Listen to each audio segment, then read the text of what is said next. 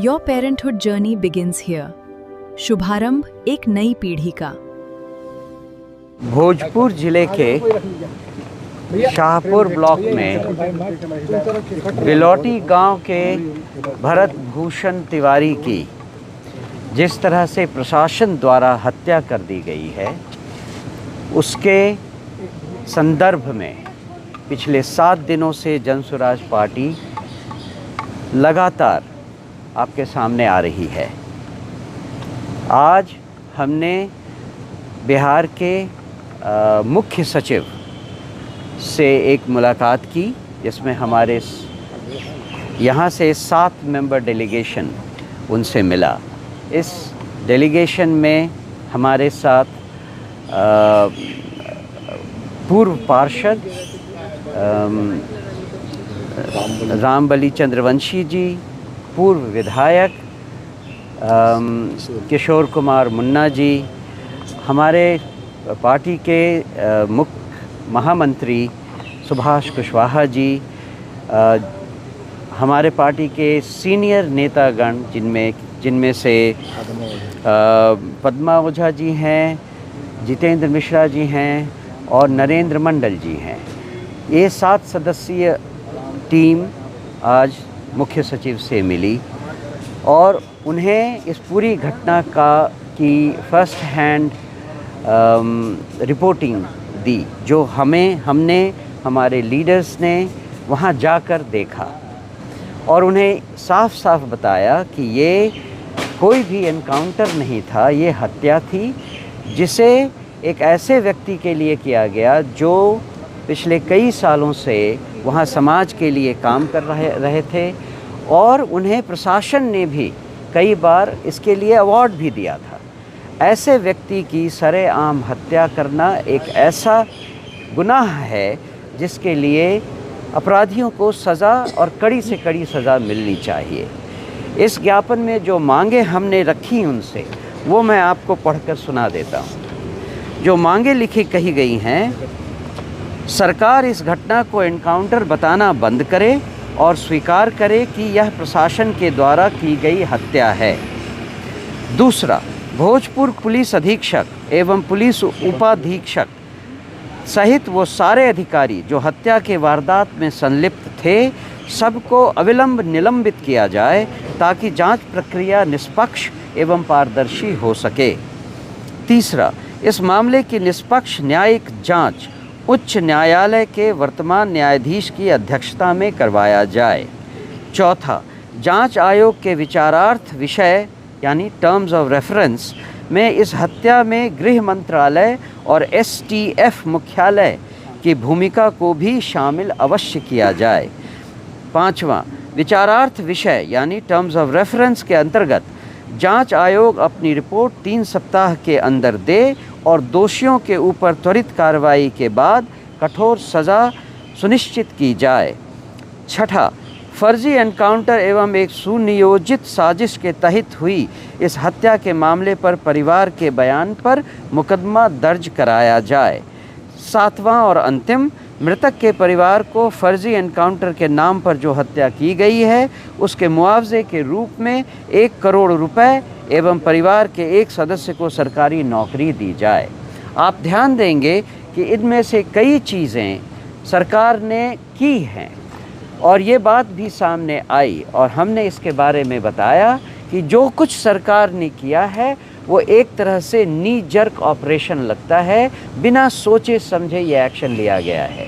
अगर सोचा समझा जाता तो सबसे पहले उन ऑफिसर को निलंबित किया जाता जो इस जांच आयोग के कार्य में बाधा डाल सकते हैं। वो अभी तक नहीं हुआ है। दूसरा, जब आपने जांच आयोग बिठाया है तो एक सिटिंग जज को बिठाना होगा और पहले उनका टर्म ऑफ रेफरेंस कि उन्हें क्या करना है, किन किन बिंदुओं पर उनकी जांच होनी चाहिए, ये उनको देना चाहिए, जो अब तक नहीं हुआ है। और उसके उलट आज सुबह पता चला कि उस टीम के, उस जांच आयोग से एक जज भी उस बिलौटी गांव में गए थे। तो ये थोड़ी सी अटपटी बात है कि उस जांच आयोग का पहले आपने टर्म ऑफ रेफरेंस सार्वजनिक नहीं किया, लोगों को बताया नहीं और आपने जांच आयोग को वहाँ जांच के लिए भेज दिया। तो मुख्यतः हमने ये बातें कही हैं और उन्होंने हमारा ज्ञापन स्वीकार करके आश्वासन दिया है कि इस पर वो विचार करेंगे। बहुत धन्यवाद। एक प्रश्न उठता है कि मुख्यमंत्री घटना के बाद मुख्यमंत्री ने भी बयान दिया जो सीना तानेगा प्रशासन के सामने उसका यही हक होगा। जी, क्या उन्हें भी नामजद बनाया जा सकता है? हमने अपने ज्ञापन में ये मांग की है कि जो टर्म ऑफ रेफरेंस है उसमें गृह मंत्रालय और एसटीएफ मुख्यालय को भी शामिल किया जाए। और गृह मंत्री यहाँ पर कौन है?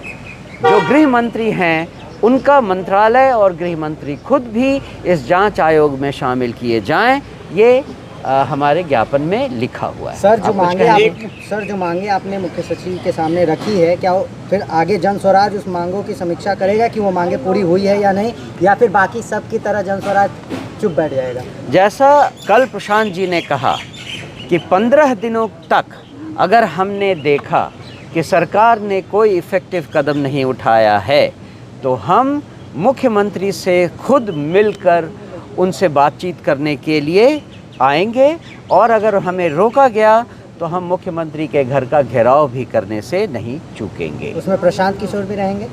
प्रशांत किशोर जी ने खुद इसका ऐलान किया है, तो इसका मतलब है कि वो ज़रूर रहेंगे।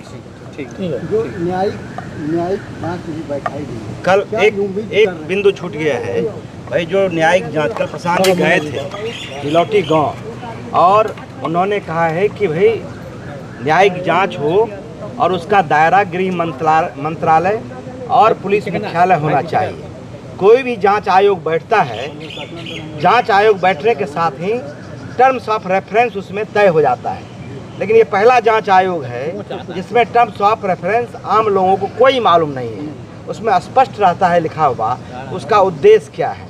उद्देश्य तो है भरत तिवारी के परिवार को न्याय दिलाना और जो दोषी है उस पर उसको सजा देना। दूसरी उसमें होता है रिस्पॉन्सिबल, जिम्मेवारी किसकी है। तो उसमें जिम्मेवारी तय किया जाता है कि कहाँ तक है, एसपी हैं, डीएसपी हैं, एसटीएफ है या फिर अन्य जो राज्य के गृह मंत्री हैं उनका योगदान है। तीसरा रहता है कि उसका दायरा, उसका वही दायरा आ गया। और तीसरा रहता है कि जांच के लिए एक समय सीमा हो। समय सीमा भी नहीं दिखाया गया है कि जांच का समय सीमा क्या होगा। और तीसरा अंतिम रहता है कि भाई आपको जो हम जांच करेंगे उसका अनुशंसा अनिवार्य मानना है, तो वो भी इसमें नहीं है। इस आज जब हम लोग मुख्य सचिव जी से मिले हैं तो हम तमाम लोगों ने उनसे आग्रह किया है कि ठीक है आपने जांच बैठाया है और जो उच्च न्यायालय के अवकाश प्राप्त न्यायाधीश हैं उनकी अध्यक्षता में किया है, सबसे पहले टर्म्स ऑफ रेफरेंस कीजिए। दूसरी बात इम्पॉर्टेंट एक और है कि चूँकि इस घटना में एसटीएफ का प्रयोग किया गया है। एसटीएफ का जब भी प्रयोग होता है तो उसमें किसी एक व्यक्ति के खिलाफ नहीं होता है, संगठित अपराध के खिलाफ होता है, नक्सल के खिलाफ होता है, जो दुर्दांत अपराधी होता है उसके खिलाफ होता है। यहाँ तो एसटीएफ का काम था ही नहीं, उसमें तो जिला बल का काम था। तो चूँकि एसटीएफ इसमें है इसलिए कहीं ना कहीं इसमें गृह मंत्री की जिम्मेवारी बनती है, राज्य की जिम्मेवारी बनती है। वो गलत तरीके से वहाँ गया था। भरत तिवारी कोई दुर्दांत अपराधी नहीं था, कोई हिस्ट्री शीटर अपराधी नहीं था, उनके विरुद्ध एक भी मुकदमा नहीं था, तो कैसे एसटीएफ वहाँ गया था। इसीलिए हम लोगों ने कहा कि आप जब भी जांच कीजिए इसका दायरा पहले तय कर दीजिए।